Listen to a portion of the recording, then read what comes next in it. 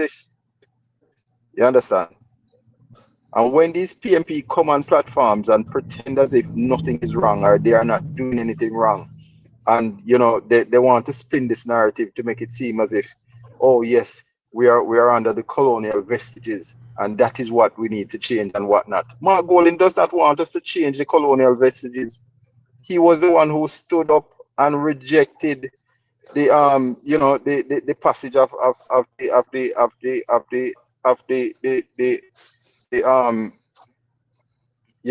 the document that would have given us the constitutional reform document. Constitutional You reform. understand? Yes, I'm so upset. Me can't even find my words. He was the one he's the one who's standing in the way of it, and he's intentionally doing it, and it has nothing at all to do with the CCJ.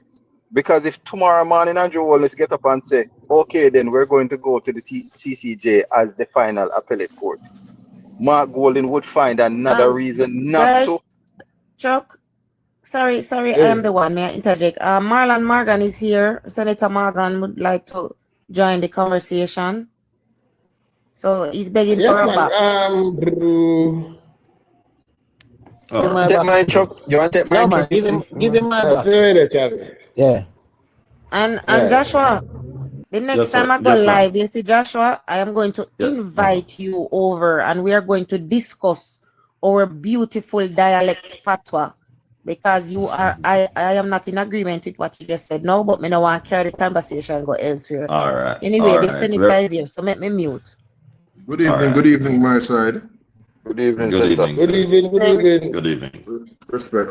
I just finished a little intervention elsewhere, but I came on the back end with a discussion about, aspects of constitutional reform, because although I didn't have the benefit of the fullness of the exchange, I know that attention was being drawn to a glaring hypocrisy on the part of our opponents, the opposition PNP, in the sense that they are trying to exploit this issue of Jamaica needing to divest itself of the vestiges of our colonial past, while, as our colleague was saying a while ago, they are the same ones who are standing in the way of Jamaica achieving that aspiration it has, which is to emerge ultimately as a republic and relinquish our ties with the UK sovereign, who is also Jamaican sovereign, but we want to emerge as a republic with a prime minister as the head of government, and of course, one of the models to be examined and one of the models that was looked at in the various consultations that we had a couple of years ago was to have a president, but not an executive president, a president that would be above the political fray, for want of a better word, ceremonial. But the PNP is really the business of just clutching at things as they go along, which is what gets them into policy incoherence, meaning they're saying one thing in one moment, but an action in another moment contradicts what they were saying and advancing in the other moment. So they're all over the place, essentially. And you're correct, Senator. I think one of the good evening first and foremost to you. Yeah, man. Respect, Josh. I think one of the ways we can elbow them hard, I think when Lambert made the mistake the other day of speaking about vestiges, if I was a senator there, he would have regretted that moment, right? Because the word vestiges, I'm going to use two of the synonyms, is trace and ironically mark. That's the irony. Pun intended. Yes. That's the irony of it. So if you are crying for the vestiges of colonialism to be removed, why is it that we have the descendant of our colonial masters in our parliament? That's one. Two, the second largest slave owner within Jamaica, his great-grandfather, was the second largest slave owner. Who's that? Benjamin Nunes? Benjamin Nunes was the second largest slave owner in Jamaica. That is it. The third thing is that I did a quick research, and the average amount of slaves that were owned by by slave owners then is 20. That's the average, which means that he would have held almost 7 times the average, which is 7 times the sufferings that anybody would have meted out against our people. Right? On an average. And you are talking about Hold on a minute, please, a second. Chops want to come up. Somebody can lend me a box, please. Here. All right. Stay, Chavi. I will go there. Right. Okay. He's gone already. So now you're talking about vestiges. And you, the party that says it's black man time, has suddenly pivoted on the very thing that you claim that you were in opposition to or supported previously. And I would ask them to explain that to me, of course. Joshua, me interject. For more as the senator, and both of you, Senator, are they going to?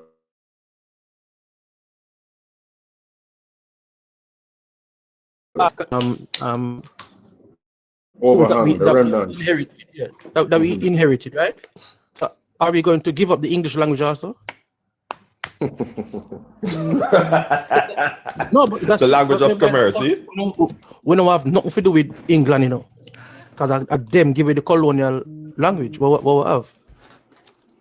I definitely wouldn't be envisaged to go the route of. So we have 2 languages at least operating in Jamaica, the Jamaican language, and of course what is referred to as JSE, Jamaican Standard English.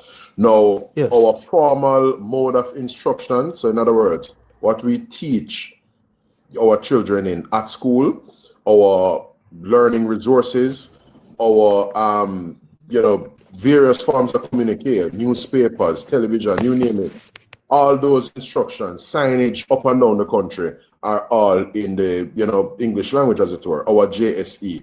So, I mean, what this lady sought to do yesterday was just mischievous and trying to trivialize an otherwise good and important discussion. Because yes, we know the importance of embracing and affirming the Jamaican language in the way people like Miss Lou and Masteran did decades ago. Zin, our language is unique. Mind you, it's difficult to write. It's difficult for many of us to read. And the English language is said to be arbitrary. But the Jamaican language is even more arbitrary because for one particular word, you may have 10 different people producing that word in terms of writing it and spelling it 10 different ways. Is that right? So it gives you a sense as to how challenging a proposition it is. But we do note that it's important for us to emerge ultimately as a Jamaican state, which is no longer affiliated from a governance standpoint with the colonial or former colonial administrators, the United Kingdom, the British. But Senator, even the Gen Z, how they communicate in patois, right? I don't know if you have any young persons like the teenagers or early adolescents or early young adults, when them text you in their Gen Z version of patois, I cannot read it. My son texts me sometimes. I have to call him and say, "What are you conveying to me?" Because I don't understand what you. And them take off all the letter out. Me not understand what you must say. You understand me? Because so I'm saying the ways of today come out in the communication as well, in the sense that we're in a fast-paced world now, right? So you find that everything is being shortened, everything is moving fast, and even communication, which is why we have BRB, which is why we have, get the L out of here, which is why we have TTYL, talk to you later. All of these little abbreviations and things, it is largely in keeping with the fast pace of the world today. And people now hot up food pan stove top again, my G. You know that if you have something in the fridge, you need to warm up some food, a microwave settings, although the microwave is not so great for us, isn't it? Guys, conversation. I want to acknowledge a question asked in the comment section. Knox One Daughter is asking, would Ansart be able to record the dialect? I think it's important for the public to understand, because this is an important question. So could you, if Miss Lady was allowed to to do her presentation in Patois. Would it be possible for it to be recorded in the Hansard? I know that the Hansard writers would perhaps attempt to do so. I can't say definitively if they'll be able to successfully navigate that, but I know they'll be attempting to do so. Because one of the things you have to appreciate, just like what we do on the platform even now, we have a way of dabbling in and out of Jamaica, between Jamaican Standard English and the Jamaican language. So even in the Senate, I myself may be in full flight delivering a speech, and then I say a phrase or so in Patois. So I'd imagine that they capture that. Just like when we say, what can go so, or that makes sense to you, isn't it? Even this past Friday, there was an aspect of my speech that a poem that I delivered, and I would have delivered that poem in the Jamaican language as per Owen Baker Ellis's Gate Man. Okay. Guys, So we would they have to tap translate the it? screen. Hold on, I am the one. Chuck, step away from his phone. We have to tap up his screen. We have the senator here. We don't want the live end, and we don't get to ask the question because he came in probably at the last part of our conversation, not even the meat of the matter. And I know we want to get the questions out to him because we do have our concern as bloggers, right? So please, may I beg you, tap the screen, send a 2 rows, do something, not make the live end. Do, may I beg. Patois. Senator, while you speak, if you can go to... No, man, it's just a statement I'm making. And your turn, Joshua. Okay. I am the one. All right. So Senator Morgan, yes, one of the things that we were speaking about earlier was what appears to be a concerted effort to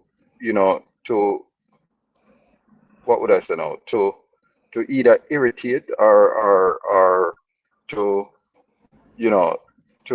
what would be the correct way to phrase it? To provoke, to frame a narrative. Speaker of the House. Yeah.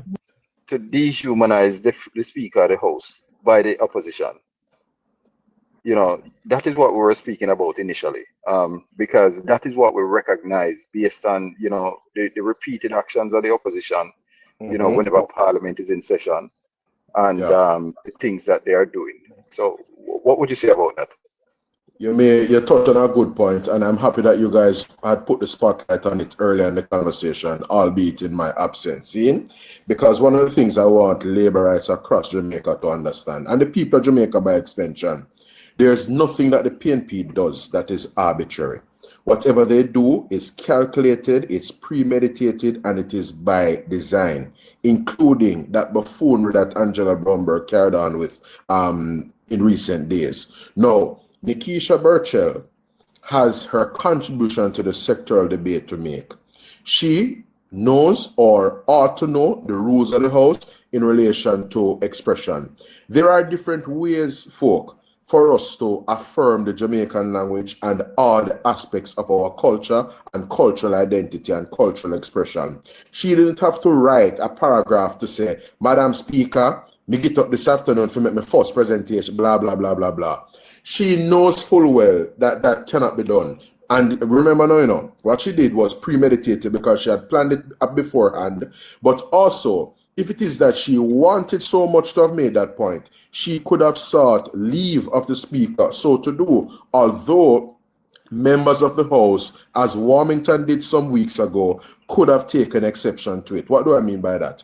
You see, when we were making the moving the motion to stand in solidarity with our Cuban brothers and sisters, Alanda Terlong had sought and received the expressed approval of the Speaker to do an aspect of his motion, an aspect of his presentation in Spanish.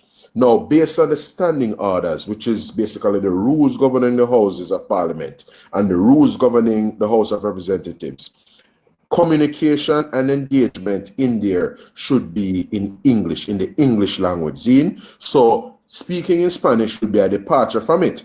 So if it had the leave of the House by way of the Speaker and everybody good with it, that would have been fine. However, as we all recall, member Everall Warmington, who is a member of the GLP caucus, took exception to something that his own colleague was doing and his own speaker had given approval for. And what happened? The House had to reconcile itself with the objection raised by Warmington, because he, although everybody else may have been fine with it, the fact that one person took umbrage to it and sought to enforce strictly the provisions of the standing order, the House was obliged, colleagues, to go along with that. And it's the same case with Madam Nikisha Burchell. It's a rules-based system. So if the rules suggest and provide for X, Y, and Z, don't try to come and grandstand and get the headline, because what you wanted is precisely what we're doing now, to have her being the focus of attention and people talking about her and all them nonsense. But what the people of Jamaica and our colleague, fellow laborers should appreciate, Zine, is that Miss Lady is going to ultimately be her own undoing. She's very performative. She's coming across the people as mischievous, because when you go out of your way to do certain things, like bringing a microphone to Parliament, your own mic to Parliament, bringing what's her name, your speech to talk about, to have patwa in it. And who does that? She had a response to the intervention that she anticipated from the speaker, prepared Exactly in her text. Can you imagine that? What can be more, that was more premeditated than what any old murderer out the door would have done in relation to an act that they committed, in terms of going out to get a weapon and making up in their mind that they're going to do damage in this way. So what Miss Burchell has done was very unfortunate, and as I'm the one said a while ago, it was designed to try and poke, like when you poke the bear, she was trying to poke the speaker. And I'm delighted that Mrs. Holness, in her composed style, indicated that the member knew better, and she was simply not having it. So them could have balled till them blue, them could have balled blood. The Parliament is going to be governed by the standing orders, and the Speaker of the House, Mrs. Holness, is going to apply the rules whether the PNP them like it or not. Simple, Maji. But Mr. Morgan, that you remember Angela Brownberg tried that as well one time in the Parliament, and she was in terms of the Jamaican language.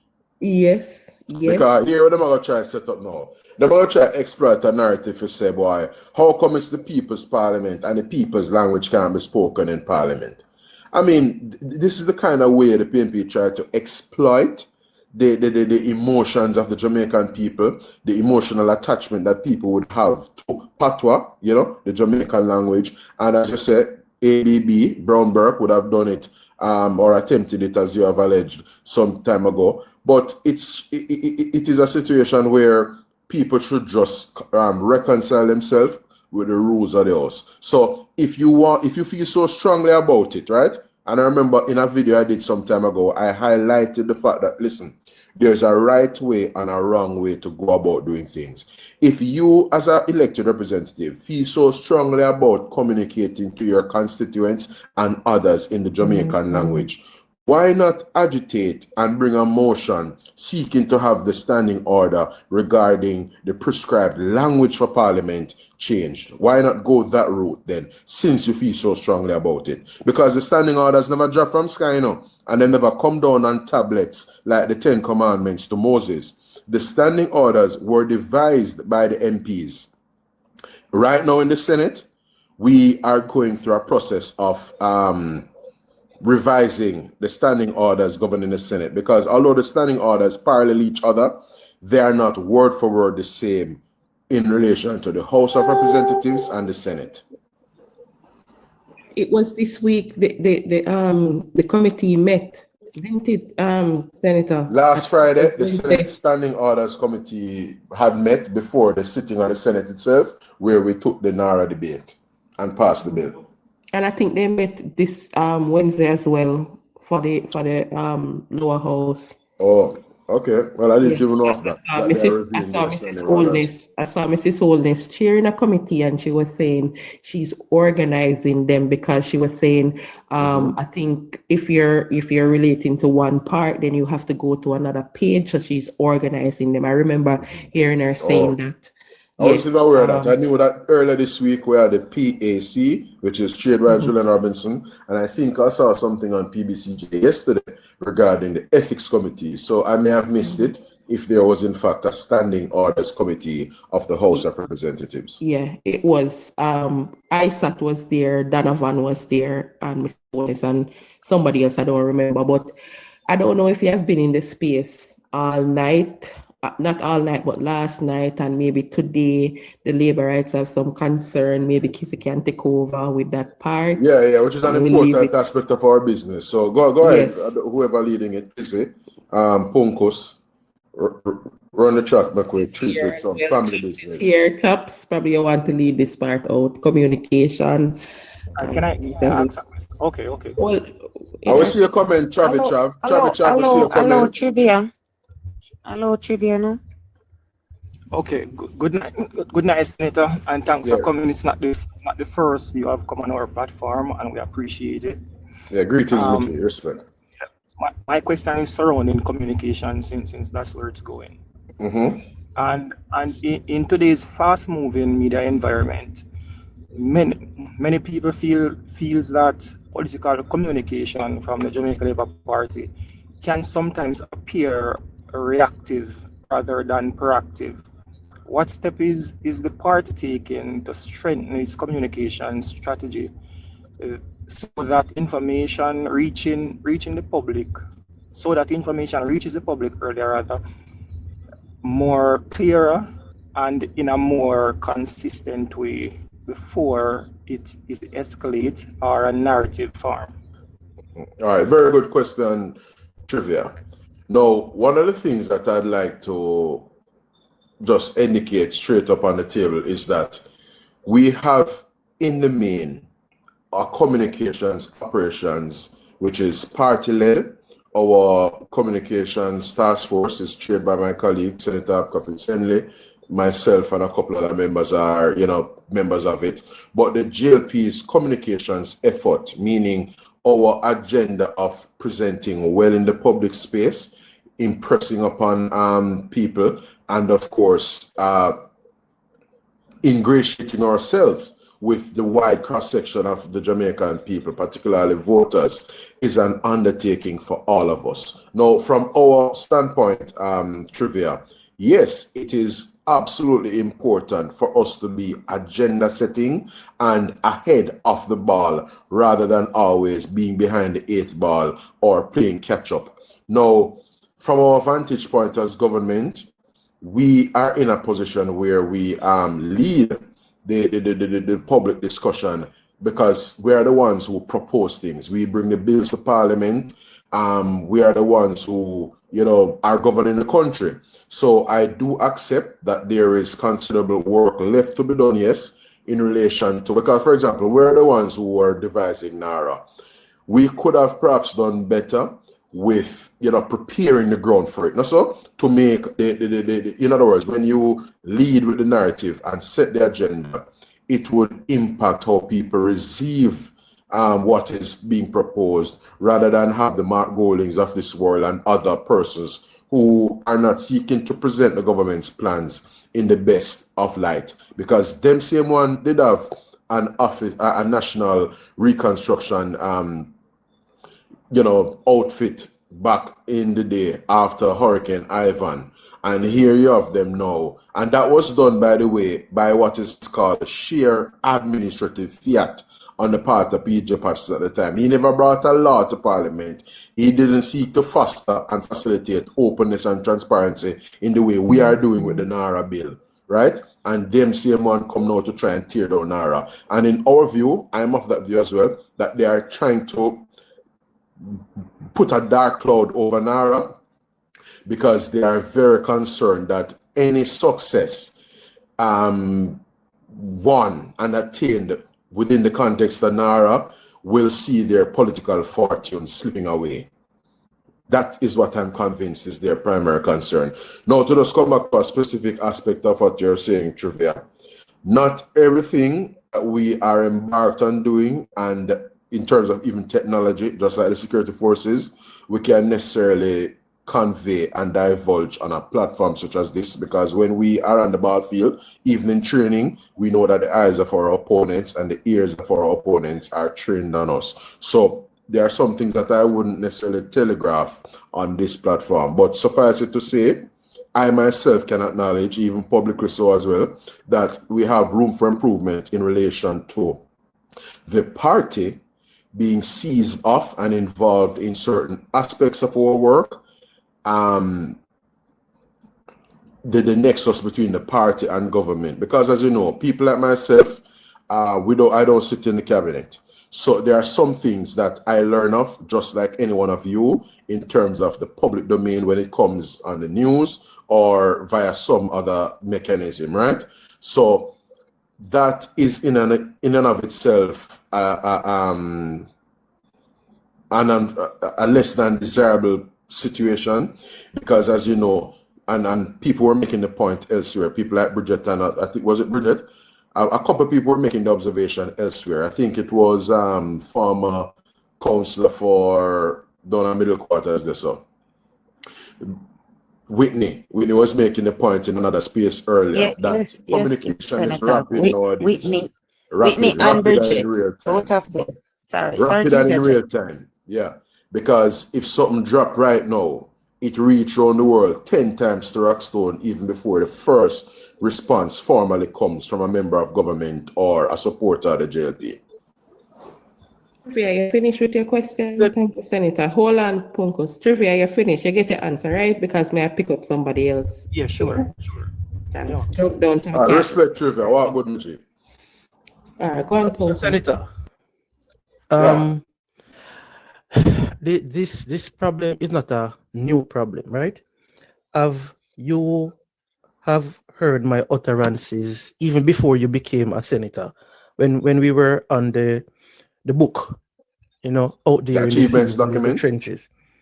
No. I'm saying when you and I were on Facebook. Facebook. Okay. Cool. Yeah, you understand me? And we're out in the trenches, and we have conveyed these messages to the party over and over, right? Now, there are certain things that I think can help to mitigate or help to educate more persons. Because I remember, as I stated earlier on this platform, that for the most part, we talk to ourselves, persons who are interested in politics and the political affairs of the country. The vast majority of Jamaicans don't understand, are them busy go try go up on them hustle, them busy do live day to day, right? So then we hear things in one car with a taxi man that says something up on the radio, or they hear a soundbite from somebody. Now, what about like the procurement process, If that could have been documented in a way where sensitive information wouldn't be revealed, but to carry the public through a process to say, hey, all right, we want to buy 10 sheet apply for carry down a Westmoreland, right? And this is how the process go. Again, not revealing persons' names or cost or certain things, but the process to say how lengthy the process is. For example, if there is a mistake on an invoice or there is a mistake on a communication piece of paper, right? And how it takes, you have to do it over back, if a manager or a personnel is not there in the middle to sign the paper, the person could have gone a country, the person is sick, or the person they're foreign pan leave or something, how it hold up the process and stuff like that, right? It's when people understand these things, and when they come out and talk to them, I've seen it successfully done in a way with Rhoda Moy Crawford, when she came out and said, listen, these roads are for the councillor, and this responsibility is for the MP. And a lot of people say, oh, I never know that a good thing should come out and present this, because we really think that MP will fix all of the road them. You understand me? So sometimes a breakdown like that in how government runs would be good for persons to understand why they are getting a delay, why they are not being served as yet, and the government can for them, remember, a lot of people can't fathom money in terms of government expenditure. So when me know the platform, I'm say, $1 billion for government expenditure is not a lot of money. Yeah, man, so when you see what I'm saying, and then understand, so I'm talking in respect to government.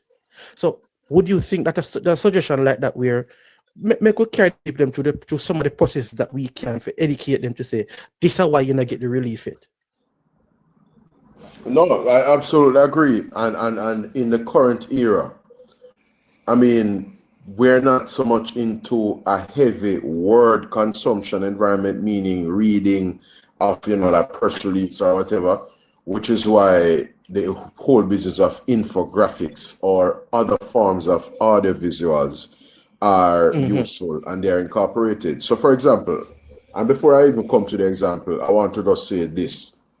One of the things all of us have to appreciate is that we are embarked on a mission to keep Jamaica in good hands. And we believe that the Jamaica Labour Party, relative to the PNP, is better for Jamaica and its governance. So we must all see ourselves as participants and as stakeholders in this great mission of engaging people, providing information, educating them so that the government's agenda and performance in service to the people can be communicated. This morning, Punkus, I woke up, son of Punkus rather, Lester, I woke up to a bit of a short clip. It was something that I received from one of our enthusiastic social media contributors, and she basically sought to rebut a narrative from the PNP, which they're trying to consolidate by saying the speaker is not even-handed in her superintendence of parliament. In other words, as the presiding officer, as speaker, she's biased to the JLP, and it is absolutely not so. Now, as her video showed, it provided the context in relation to Terry Lang speaking Spanish, because what some little PNP miscreants were on social media and elsewhere trying to suggest following Nikisha Burchell's kerfuffle in Parliament yesterday was that the speaker did not allow the Jamaican language to be spoken in Parliament, but the speaker allowed Spanish. But remember the fundamental point that we had touched on earlier. There was an expressed request that was sought or made, and there was an expressed approval given. However, so soon as Everald Warmington stood to his feet and raised the objection, even though Terry Lang was repeating the word exactamente, him could have exactamente a little more, Warmington brought his attention, the attention of the House to the issue, and the long and short of it is that the House had to acquiesce. And therefore, Mr. Terry Lang, my colleague, had to continue his presentation in Jamaican Standard English. So that kind of mischief making is something that the video this morning put into sharp focus, and another video was transmitted to me this morning as well by the same enthusiastic and hardworking social media operative, where she presented and highlighted to viewers the fact that Miss Burchell took to her feet, but when the speaker intervened, as she ought to have done, Miss Burchell provided a rebuttal, and she appeared to have been reading from a prepared text. How can you go down the route of doing something that you know is not permitted, but you do it anyway, and therefore you have a prepared text to rebut or to comment on what you did, which you knew in the first place you ought not to have done, because you're trying to, in your view, make a point about the Jamaican language as an element of Jamaican culture and Jamaican cultural identity. She's just a blatant mischief maker. But the point I was making, son of Punkos, is that all of us have to see ourselves, what you guys do on this platform, what Kizzy does on her own platform, you have your own space, and Chopper have him thing. What all of us do basically, what each person does. As I saw a letter earlier this week, a letter to the editor from Chopper John, which was excellent and on point. All of us have a role to play, because the truth of the matter is, madam, this is a massive proposition. Government now is much more expansive than back in a PJ Patterson time. We never have TikTok back in a PJ Patterson time. So everybody have to appreciate, say, listen, although Gleaner is floundering and RJR is, having less than fantastic times right now, the takeoff and proliferation of social media means that the ball game is different, because when people like Derval put a device to their mouth and say something, it goes around the world at lightning speed, Maji. Senator, knowing so infographics and audiovisuals is a part of the strategy. knowing all of that, Senator, right? Why was the party or the government in front of this AG before clean or take it and say, oh, whatever they said, whatever the headline was, money underspent and all of that? Why wasn't the party? And somebody else asked a question in the comments, if you normally get requests to go and be on the headlines, and if yes, are you guys declining? So 2 parts, why wasn't the government and the party ahead of this? Because there is no scandal, but based on everything that is going on social media, it looks like it's a scandal, right? Yeah. So why wasn't the party ahead of this, or the government and the government? Now, could the treatment of this particular Auditor General report have gone differently? The answer is an emphatic yes. There are some things that I am privy to, as you can appreciate, that I would not necessarily be able to get into on a platform such as this, but suffice it to say, in ideal circumstances, it would have been good to have been alerted from a communications, especially a GOJ communications management standpoint, to apprise the public that, listen, Jamaica is in receipt, as you all know, of certain donor funds. It amounts to XYZ dollars. However, the ODPEM has been engaged with the Ministry of Finance in seeking to onboard that money, meaning ensuring that the money is quote-unquote regularized so that it can be part of the government's central treasury operations. And the long and short of that is that it means that those funds are to be treated as public funds in the same way any tax paid to government is treated. Because when the donations come in, and the viewers and listeners on this platform are to understand this, ODPEM had a particular account, right? Has a particular account.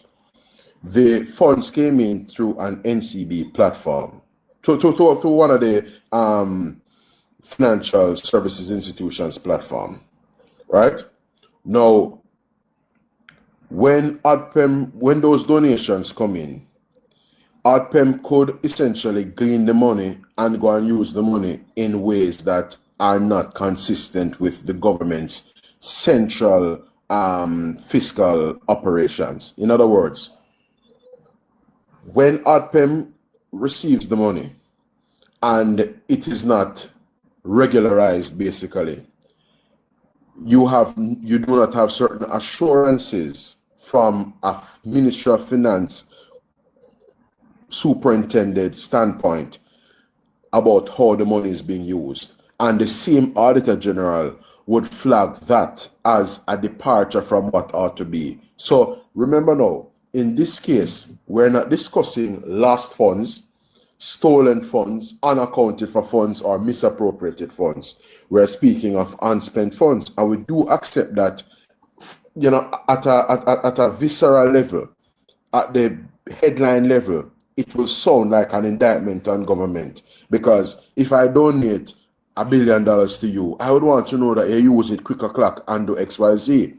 One of the things the public is to understand in this situation, though, is that a number of relief and recovery activities have been happening simultaneously, even while we were receiving donations, and even while there's a quantity of the donated funds that have not yet been expended. So the very Auditor General report that a lot of conversation is going about around right now is the same report that highlights that as we speak, there is 11.3 billion, and Son of Punkus was speaking about GOJ dynamics earlier when he put into context the $1 billion.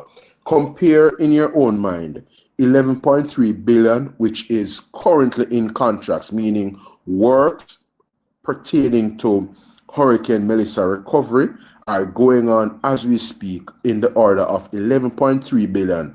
And on me says so, it's the Auditor General's report which underscore that sheer reality, right? But the conversation has largely been about the 1.4. 1.4 is a sum of funds that the government appreciates, will welcome, because it means that Jamaicans and other stakeholders, other well-wishers with goodwill, dig in them account or dip in them pocket and donated the thing. So I can diminish it by saying it is a paltry sum. I could never do that. However, the 1.44 billion that was cited by the Auditor General as a pool of donated funds is far exceeded and outstripped by what the government has done so far, which is the 11.3 billion in contracts. And in terms of the roofs program, right, which is the issuance of cash grants, whether it is the 500,000, the 200,000 or the 75,000 based on degree of damage suffered by residents or owners or occupants, this program, the roofs program, would have seen $10 billion earmarked. $10 billion is 10 times more than the $1 billion, right? So $10 billion would have been earmarked, and we had a verification exercise. So when you hear people talking about people sleeping on the tarpaulins, no, that is obviously undesirable. However, when we're dealing with public funds, you have to appreciate that you need to have appropriate verification and an audit trail to satisfy the very Auditor General who may show up 6 months from now and do an audit, and you will have a Gleaner headline saying, government cannot account for. You follow me? So even though you want to expeditiously treat the people on the tarpaulin, because they are our Jamaican brothers and sisters, whether they are in Westmoreland, whether they voted for JLP or PNP, whether they are in Hanover, whether they are black or white like Mark Golding in St. James, they are our Jamaican brothers and sisters. And the government led by Andrew Wallace is a caring government. And we believe that all Jamaicans are stakeholders in this country and are deserving of the resources that can be made available to provide assistance and support. But there has to be structure and a verifiable, meaning an accountable way of indicating and assuring the public and all the stakeholders that the money was used and the public has derived value for money. Because if we never do it that way, this you'd have a same Auditor General audit undertaken, which comes out and says, hanky-panky go on in relation to post-Melissa relief and recovery. They be on the headline, and hold on, Casey, they be on the headline question, and I am the one ask a question and then jump down so we can use your box as rotation, please. All right, sure, no problem. So I'd like to. One minute. She asking him to answer the other question because it was a two-part question. Which was the latter part? If you are only invited to be on the headlines, or if when you go there, if it's an invitation, and if you guys decline sometimes. All right. So just to be clear, Zine, the JLP and indeed the government values respective platforms. We value press freedom, and we understand the role that media plays in terms of bringing light. Media brings light, media brings reach, and the media brings answers to the people of Jamaica. Can a person mute? Cool. All right. So importantly, we appreciate. All right. So first and foremost, philosophically, we are for press freedom, unlike Nikisha Burchell, who basically attacked press freedom yesterday, because the utterances she were making, the salvos that she was seeking to fire against a particular media house, and all her utterances and rhetoric, those things can only serve to erase and erode the gains that Jamaica has made in press freedom. Now, we know that as a government, we have a multiplicity of media platforms. First and foremost, we have traditional media and we have non-traditional media, just like this, what some describe as independent media. We not take no talk from Matalan, we do our own thing, we have our own big man and big woman, and we all respect and appreciate that. Zin, now watch me. In terms of media, in terms of media, Chuck, is there alarm at all?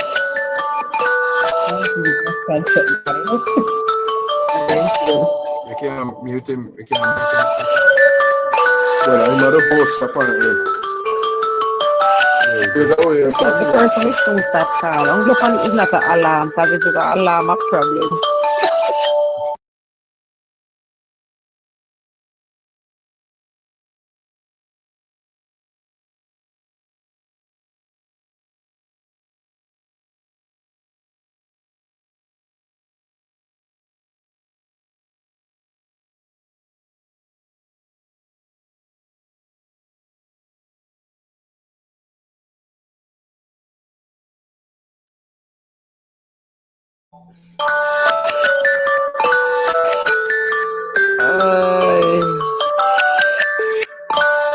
Somebody are calling. That's the line that call you take though. Wow. It's an alarm, so you have to stop it. Wow. Thank you, Jesus. Chuck. All Alright, anytime. Unattentive. All right, yeah. So the point I was making, right, is that we have a multiplicity of media houses.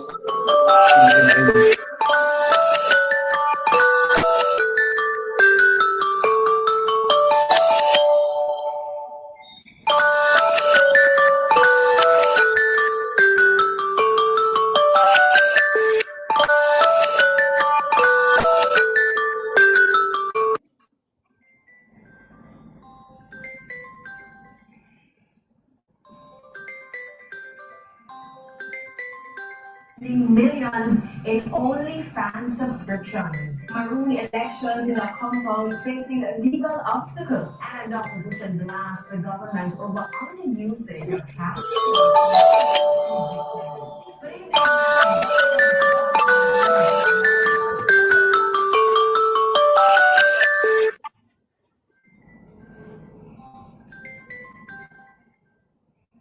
When somebody's calling, disable the alarm. If he's not there to actually stop it, it's not gonna stop. Me a call him, but it has another call. Yeah, but it a ring. That's why you're not hearing the alarm now. Same here, Punkos, and I'm trying to reach him, but it's saying the same thing, and I tried to Moderators cannot mute, guys. Moderators cannot mute hosts. Everybody should know that. Well, let's hope that it will stop automatically.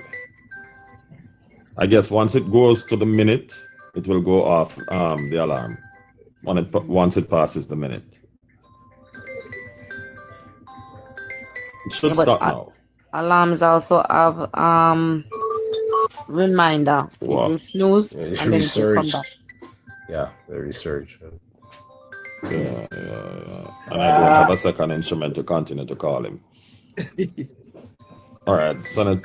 Well, I don't have to Senate Philippines. Oh, Jesus.